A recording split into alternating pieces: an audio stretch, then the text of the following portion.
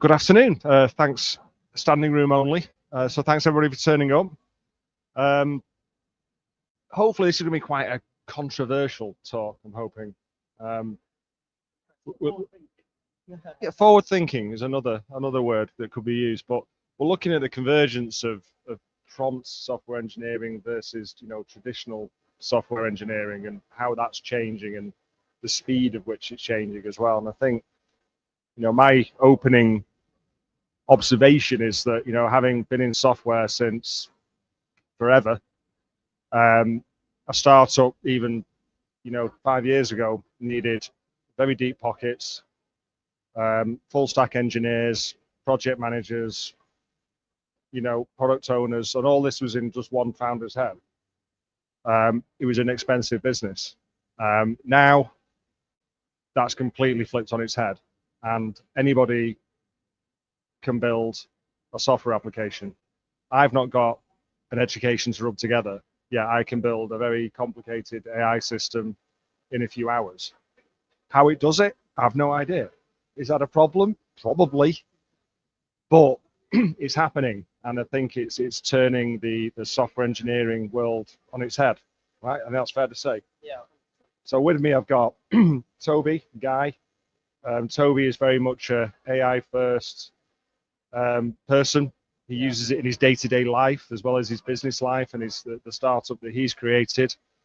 Guy has been banging on to me personally about AI since as long as I can remember as well. So he's very much at the forefront of it, and he saw this revolution coming. So again, yeah, Toby. Well, hello everyone. Yeah, my name's Toby. I'm the son of the chap to my left here, unfortunately. Yes. And I run a AI automation consultancy called OptiBee, where we help streamline businesses, internal operations, and we also help build out USPs into businesses, AI-led USPs, so that they can offer more in this, extremely sort of fast-growing market to their client base essentially. And yeah, a lot of my sort of build-outs are very AI-led build-outs, a lot of prompt engineering, a lot of AI as a service sort of providers. So I'm not sure if any of you listening have heard of the likes of Mate.com, N8N, Relevance AI. Then we got the large language models. I'm not going to go through them all. We all know them: Claude, Gemini, ChatGPT, Perplexity. And essentially, we help string along, various different LLMs and help build out internal tooling in order for businesses to essentially really streamline what they can offer it 5 times, 10 times as quick to their clients. Also build out, as I said, AI-led USPs so that they can offer more to their client base. So hopefully that gives you a quick introduction into myself, what I offer, the value I bring, and the chap to my left has probably got a different sort of view of everything. So I'll hand the mic over.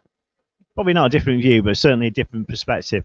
So I'm the co-founder of EHE Venture Studio. My background is tech. Back in the day, built a reasonably significant software company, sold it to a large American video streaming company back in 2017. We always used to stay ahead of tech. I've kind of made it my mission over the last 15, 20 years to try and keep my ear to the ground and understand what's coming around the corner. And as Pete said, I'm very proud of the fact actually that we've got a 3-letter domain for .ai. So that's how early we were to that particular party. And Pete hated me because he only just changed the URL. Anyway, that's history. So what we do at the Venture Studio is that we support AI-driven startups. So we have obviously with my background, we have the tech capability. So we actually have a software engineering team in Manchester, which is going to be kind of the focus of this kind of talk: software engineering versus prompt engineering. We also have a venture fund, and because of our kind of software engineering capability and understanding, and the fact we can build the stuff that we invest in, sometimes we do, by the way, but we can certainly lift up the hood in anything that's been built, and we can support the founders that we invest in technically, and we can mitigate that risk for our investors in the fund. and any co-investors that we bring in. So the likes of, you know, our Mercia, Pretora, Black Capital, all those kind of companies, they understand if we've invested in a tech AI powered startup, that it's been technically vetted really quite closely. So that is less risk for them at that point. Then we have a bunch of people like myself and Pete who have you know, been involved and led tech product startups all the way from inception, blue sky thinking, the idea, all the way through to exits. And we've now built a community of really successful entrepreneurs, all 8 and 9 figure sum exits, and they not only invest in our fund, but they then support the investees and help them along the journey with all the scars that they've accumulated along the way, and the 1 or 2 badges that they have as well. So we kind of mitigate risk further down the line as well. So I think, you know, we were talking about this last night, I believe, and I think we coined the phrase, we're at a convergence. We've got the world of traditional software development versus LLM driven development. I mean, what's your take on that? How would you describe that to the people who are watching? What does that look? What does good code in an AI world look like, and how can you verify that, Guy? So I think where AI is at the moment is that AI can do sometimes 70% of the work in certain circumstances, but it still generally needs a human to come in, check it, and then dot the I's and cross the T's and make it the kind of quality that you need. That's a general rule of thumb. So it's using kind of machine capability and efficiency and combining that with human creativity and ingenuity. That's a perfect mix. And I think that's roughly and fairly generically where AI sits at the moment. And I think that applies to, you know, any kind of sector. One of the talks we did yesterday, we were saying that, you know, there's stats coming out now that there are 30% less jobs being advertised in the junior market for across all sectors. So people like paralegals, junior software engineers, that kind of role is now being superseded by AI products and AI agents. So you know, that's kind of where we sit now. You know, software engineers will be affected and are being affected like everybody else. So I can only speak on our behalf. So what we're doing now as a company, so our software arm to our business, is that over an 8-week period, we take 1 week out where they do not do any paid work at all. That week, the whole team strategically, so we plan it in advance, test a number of the latest AI tools and see which ones are fit for purpose, because some are, some aren't, and which ones are going to make us more efficient. And the plan really is to almost replace the role of junior engineer with the AI tools as they get to that kind of capability, which I think we're very close to the tipping point. If not, we've actually achieved that kind of tipping point already.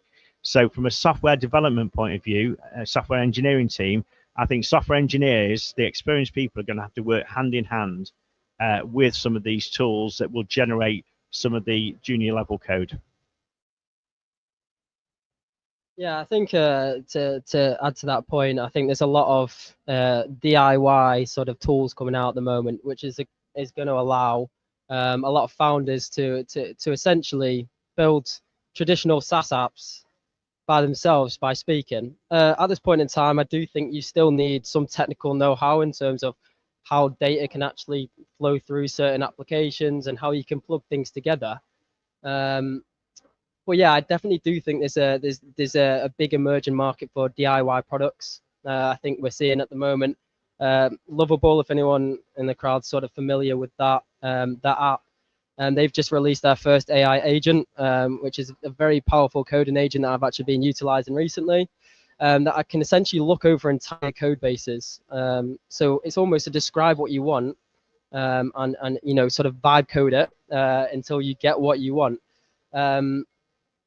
So yeah, it's a really interesting space at the moment. But I think we've seen this transition happen in the past, right? So we've seen traditional You know, website builders, web design agencies. Obviously, there was a boom in that in 1996. You're seeing accountants, obviously with the introduction of apps like Xero and QuickBooks and things like that. There's always need, even with these apps, there's always a need for an expert in the marketplace.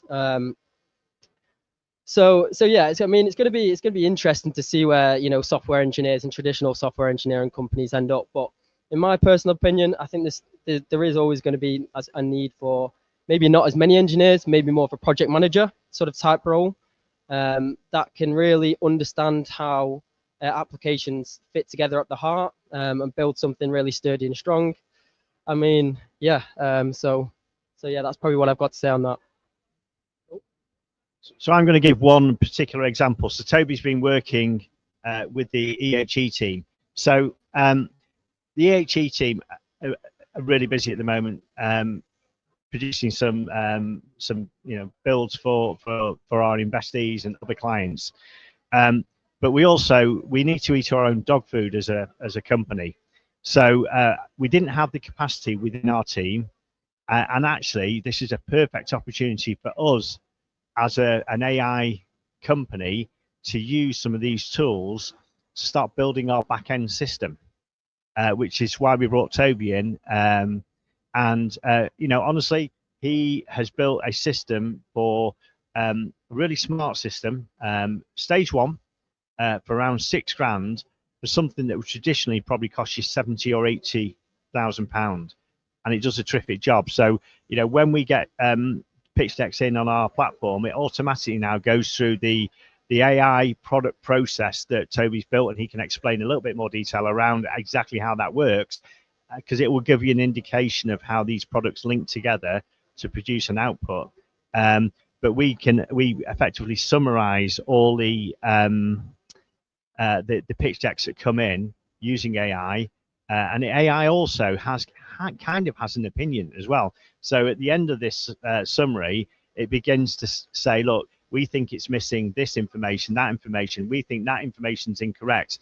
So it'll start to do that. Now, the stage two is for us, you know, we had 400 pitch decks in last year. It's very hard for us to give. We want to give constructive feedback to every one of those entrepreneurs who've taken time to submit a pitch deck. But it's very hard when you've got those kind of numbers and we only have a certain number of people.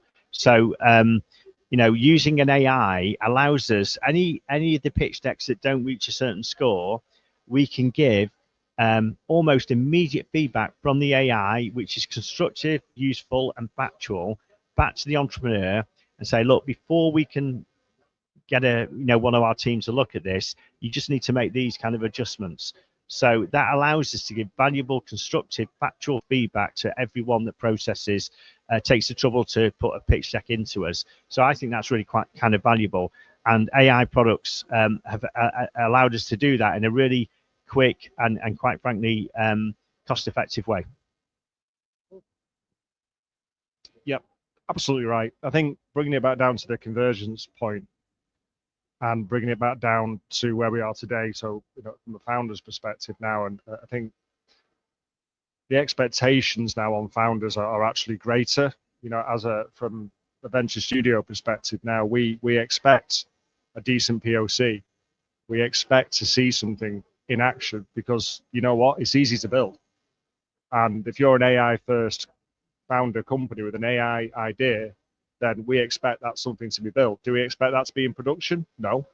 Do we expect it to be scalable? No. But we expect it to work and give us a good idea of what it looks like and test the market. Absolutely. So I think it's really empowered founders now. But there's also a level of risk, just to play devil's advocate for a minute. What's that code doing? Is it secure? Is it GDPR friendly? How do you know?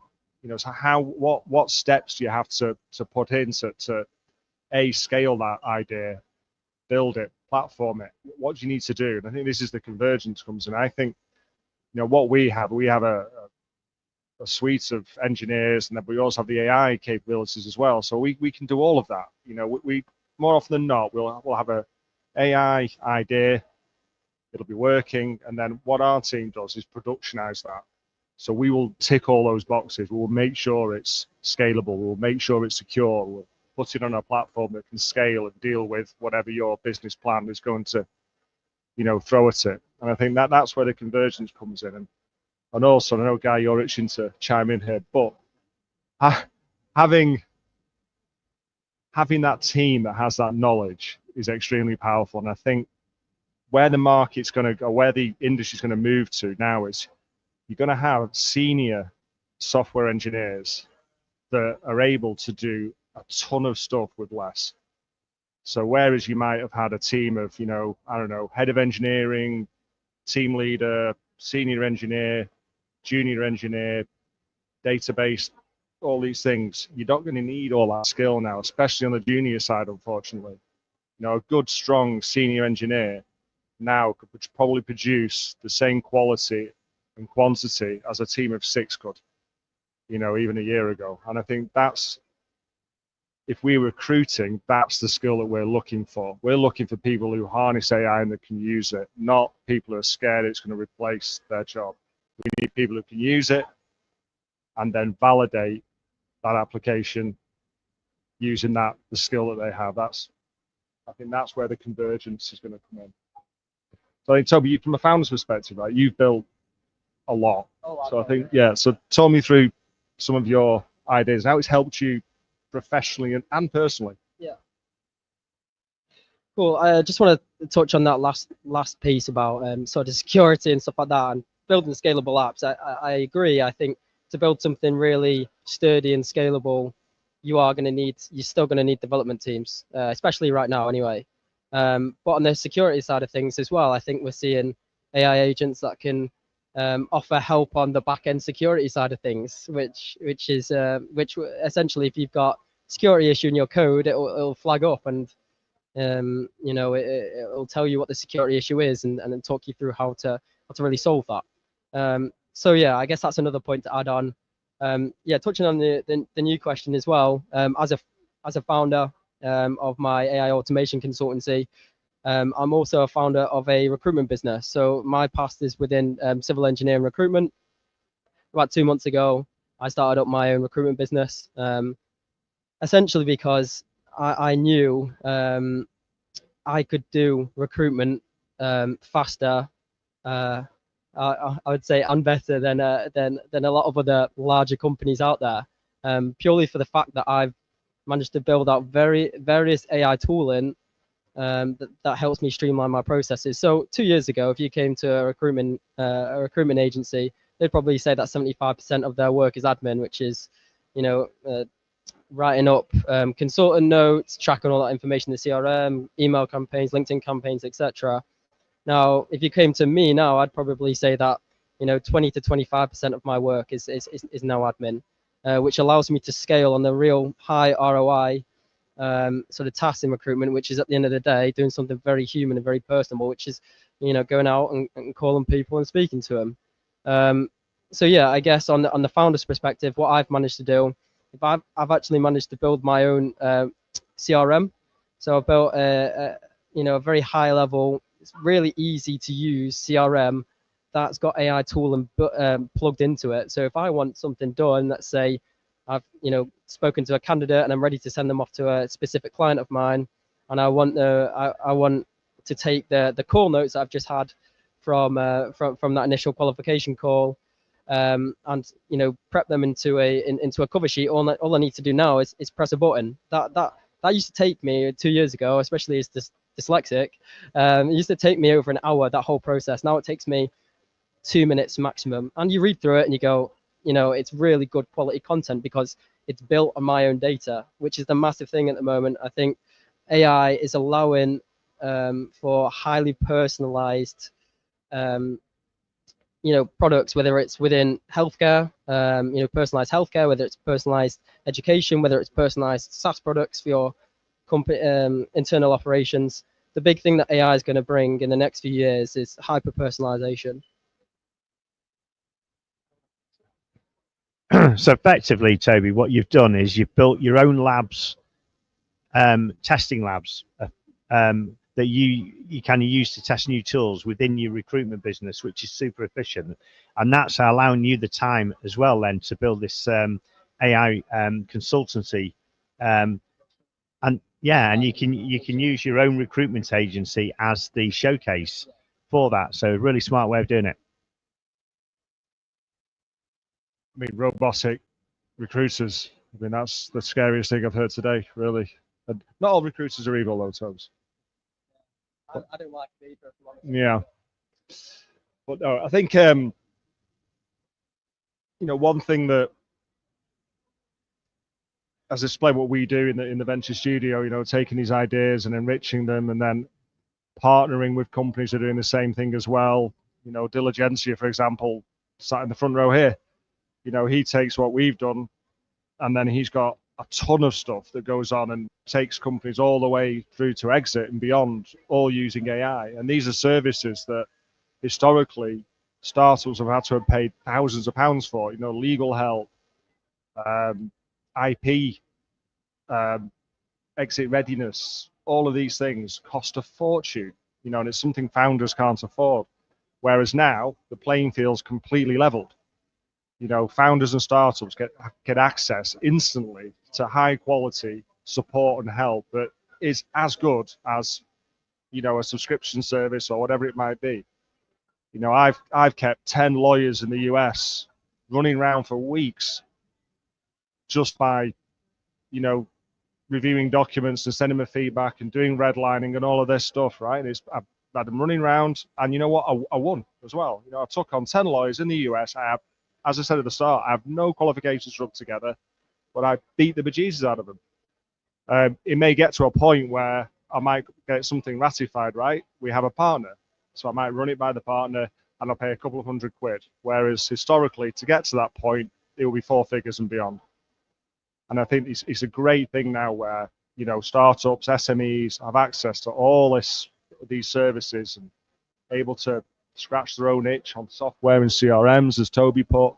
I still don't know why you built your own CRM, but It's way better, way smoother. yeah. Should we talk about GDPR with that and how Yeah, I mean, PI data? No, Do you wanna? It's all stored in a very secure backend as a service. Don't worry.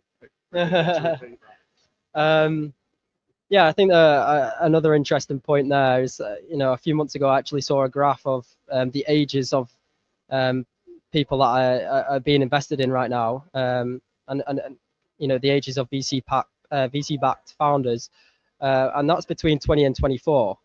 I think it's purely because, you know, essentially we've taken out, you know, this barrier to entry, and we've really lowered that with the convergence of AI in the space, essentially, because everyone now has got access to a you know, a strategic consultant, an expert consultant in their back pocket in anything that you ever wanted. So as a 24-year-old, you know, I don't really know anything about, you know, taxes or you know, lawyers and all that sort of, you know, side of things, but now I mean, I'm learning very, very quickly as you do as a founder, but I've also got an expert within the space in my back pocket whenever you want.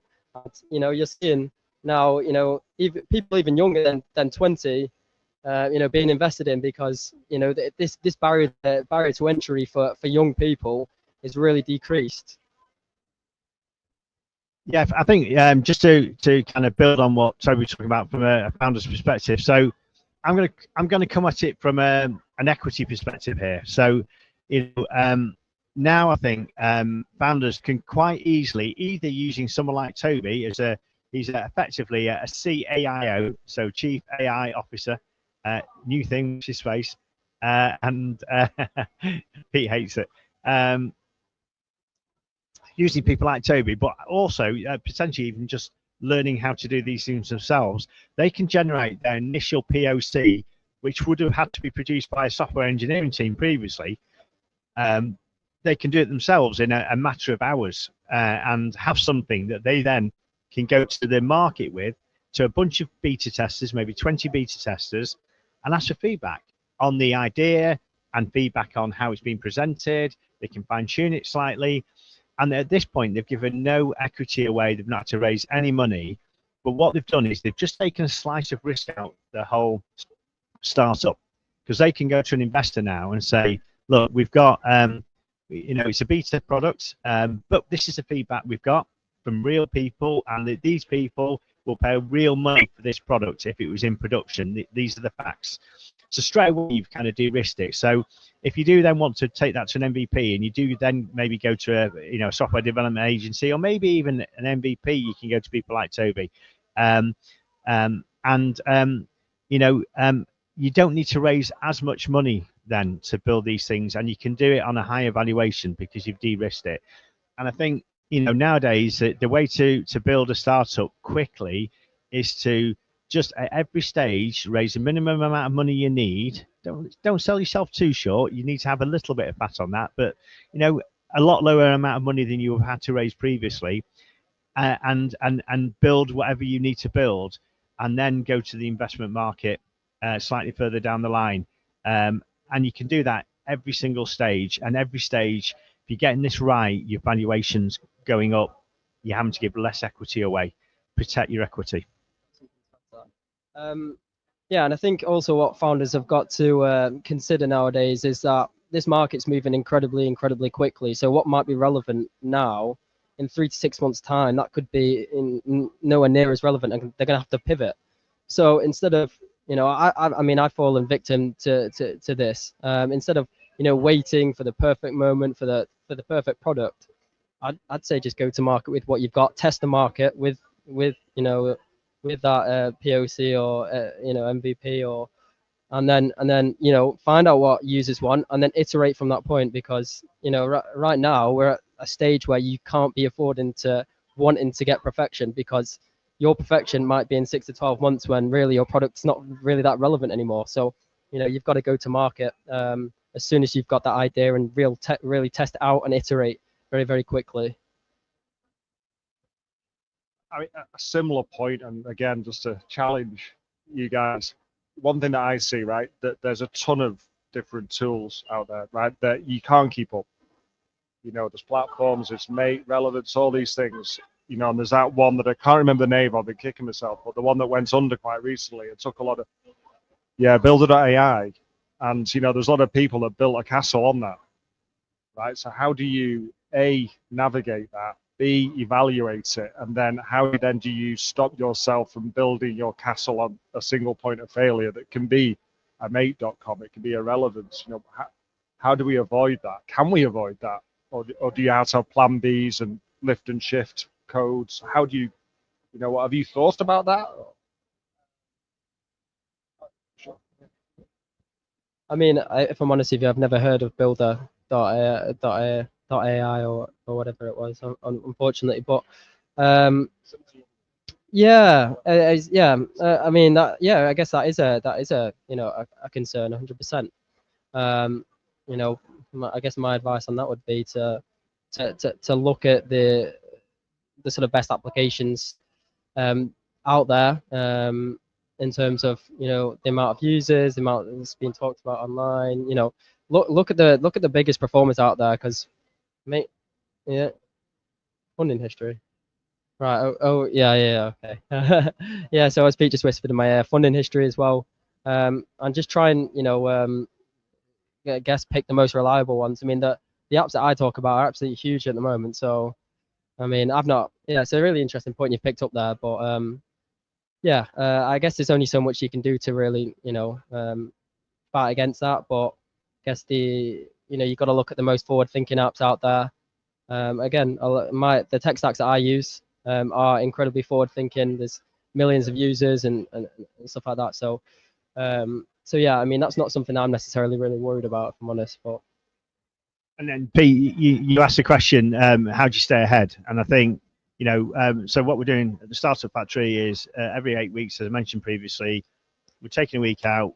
We're trying to stay ahead of the curve. That's all companies can do, really. So from a software engineering point of view, I feel that we will have tested some of the major products, as Toby said, the likes of Claude, which have come from recognized, is it Google behind Claude? Anthropic behind Claude. So big companies, highly recognized. So obviously, there's no smoke and mirrors there with these kind of tools. So you're safe using them, but you just got to stay ahead of the curve with these things. And honestly, I'm not sure as a founder you can do that yourself. So you need to find a who. So who, not how situation. And your who is your fractional CAIO. So somebody who does specialize in staying on top of what's out there. That's their job. That's their role. But it only needs to be maybe a few hours a month, but they will guide you and help you strategically make the right decisions at that particular point in time, but also inform you as things change as to how you then, if you build it in the right way, you can usually swap tools out for the latest one that comes along and do that. But Toby will speak far more eloquently than me on that. Yeah, I think I was literally just about to say that last point. I think, obviously Pete raised a concern there, but one of the other, I guess, caveats of that would be is that these companies are these forward-thinking companies are iterating very quickly. So you essentially when a newer model comes out, a newer large language model that might be better for a certain circumstance or a certain tool that you've already built, then you can easily plug and play these tools. It's not going to take a team of 10 software engineers to read back through the code and spend, I don't know, a few weeks to a month or however many months, reconfiguring that tool. These are plug and play systems now. So, you're not going to be investing in that side. You might pay, AI automation consultancy some sort of reoccurring revenue to, some sort of small monthly fee to keep you updated with these latest updates to make sure your tools and your AI systems are on top of where they should be and where the market is at the moment. I think we're nearly at time or over time, but I think I'll ask you a question. I think either of you can answer this, but what will software engineering look like in 5 years? I think that comes back to my previous point. We've got to look at history around these things in order to really try and gauge a clearer future. And I think we've seen it with trends in the past. We've seen it with, as I said, web design and agency accountants, where all these tools have come in where people thought, oh, these are finished, but it very rarely happens. I think that sort of side of things. I think as more as these DIY products come in, like your Lovables, that your coding experts and stuff like that, that's actually going to call for more experts within the space.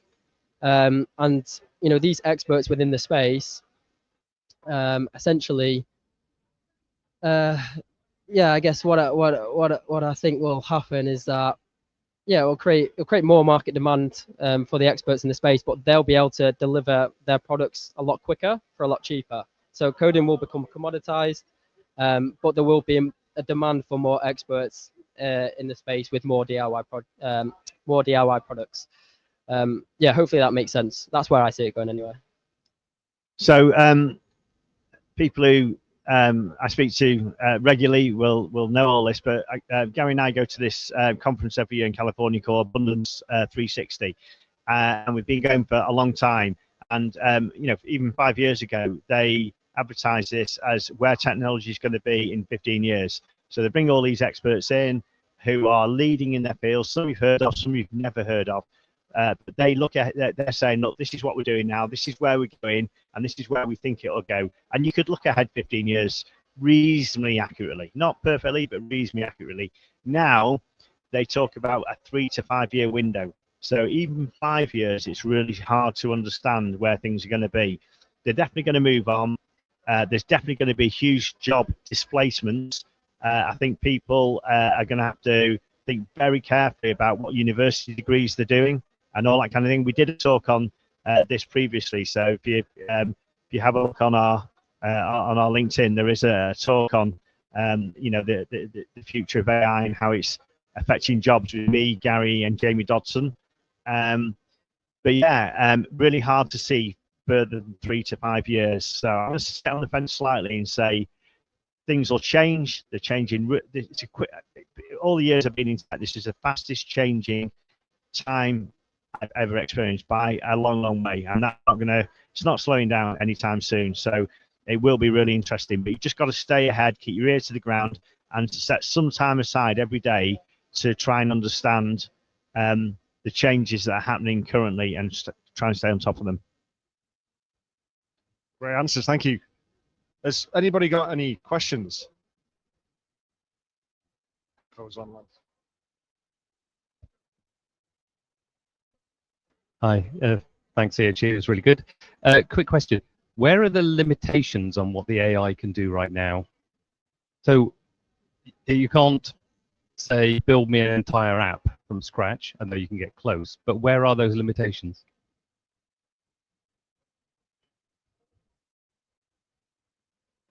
Yeah, I think the limitations for me is building something that's building an app that's truly scalable. At the moment, you can build a hyper-personalized app that only you and a few friends would use, but to build something that's truly scalable that thousands of people are going to use, I don't know if the architecture is there for it to be strong enough, and I think it'll burn out easy in terms of the API calls in the background. So yeah, I think building something truly scalable, and I think one big thing that people often forget with AI is it still does take technical know-how to go ahead and prompt the AI. I mean, I've been building my CRM, and even though I've been spending a lot of time on it, and it's fantastic, it's still taken me, a few months to get it to where it is, and it's nowhere near finished. So, these products still take a lot of time to build out. I mean, my CRM is probably on 800 prompts right now, so you can always iterate and build something more, but yeah, I think timing's a big one as well. 100% agree, Toby. So I think junior engineers will be replaced by prompt engineers. So maybe junior engineers can actually transition to prompt engineers, because I think it's a similar type of mindset, and actually their training will help them understand that a little bit quicker and a little bit better. I think most junior positions are going to be in trouble. I said before, like paralegals and those kind of roles are going to go as companies utilize AI and cut back on the cost base. But I also think, I am an optimist with AI. I'm an optimist with most things in life, but there will be there's a world. I can't remember, something world organization has done some research, and they think AI eventually there'll be disruption, and it'll happen. In the short term, there will be massive job disruption. In the medium term, people will adjust, and in the longer term, AI will generate more roles than it takes. I think the other important point is that we are, as a world, and in particular the developed world, we're getting older for longer, if you see what I mean. So we're all living longer, right? So people are going to retire, and we've got to support the people that are retiring and pay the pensions and do all that kind of good stuff. So we have to pay for that, and I think AI will fill that gap in the job market and make us hopefully way more efficient, and that should solve that particular problem. Yeah, thank you. Any more questions? Last one. Hi, Toby. It's for you. You mentioned you have like a recruitment system that uses AI. How did you make sure the system didn't have like any kind of bias when you're building it?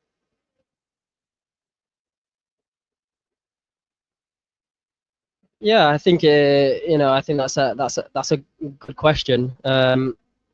I think the prompt engineer in the background can reduce biases, and there's the other argument that large language models actually reduce bias. They don't add to a bias. There's two sides to the argument, and that's definitely one that's been prevalent in the recruitment space, especially within the AI.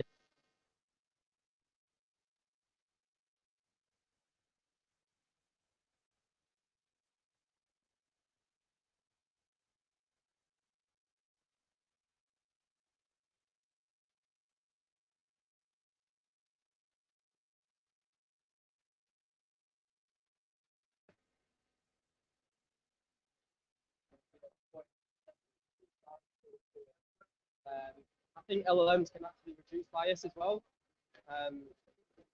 Humans, can have subconscious biases as well. It's a bit of a grey area. That's a difficult question to answer. Yeah, can be seen to reduce bias as well.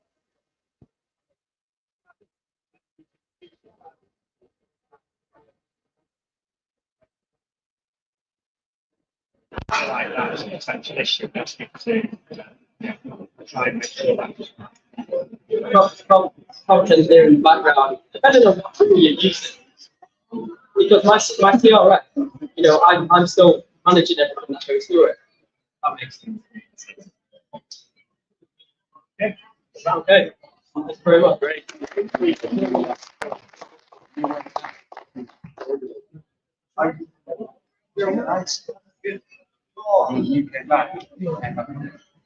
Right, success low back.